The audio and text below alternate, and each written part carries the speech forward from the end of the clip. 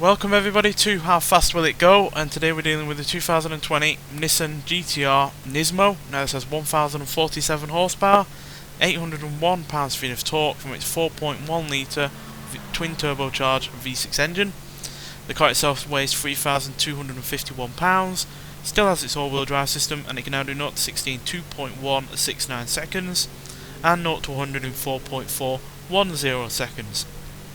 So yeah, I'm not really sure what this is going to be able to do, to be honest, because it's a modern car, and modern cars can be a bit troublesome in terms of getting up to their kind of top speed. You'll look at the top three and all of them are below from before 2010, and only one of them is from post 2000, so that can usually mean that modern cars struggle with their more complicated gearboxes, and yeah, it doesn't actually have all that much in the way of power.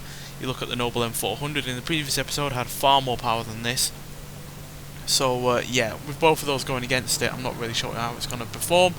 But nonetheless, let's get out there and see what it can do.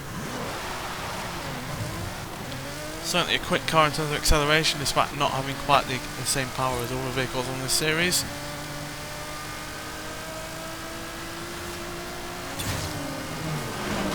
There's 200.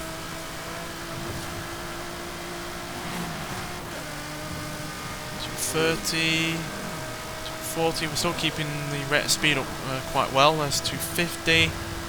We're certainly not going to be the slowest on the series. There's 260, 265. Any more? 270.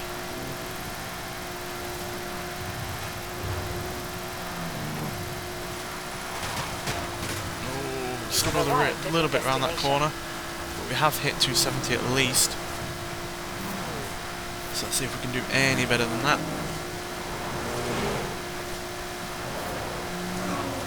Golf messing around there in the middle of the freeway.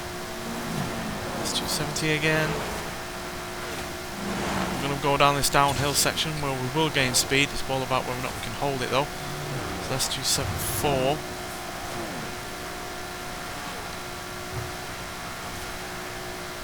271 is looking like what we're going to be able to hold. Yeah, I'm going to say 271 on there. So yeah, by no means the fastest car that we've had, and it is one of the slower ones of the few that we've done recently, but still, that is pretty damn quick for a car that barely has 1,000 horsepower, and most cars have well more than that, and yeah, that means it matches the likes of the Jaguar XJ220S TWR, the Lamborghini Aventador SV-J. It's beaten the likes of the Jaguar XJ13, Ferrari Monza SP2, Porsche 911 Sport Classic, Toyota GR Supra, and the Lamborghini Espada 400 GT.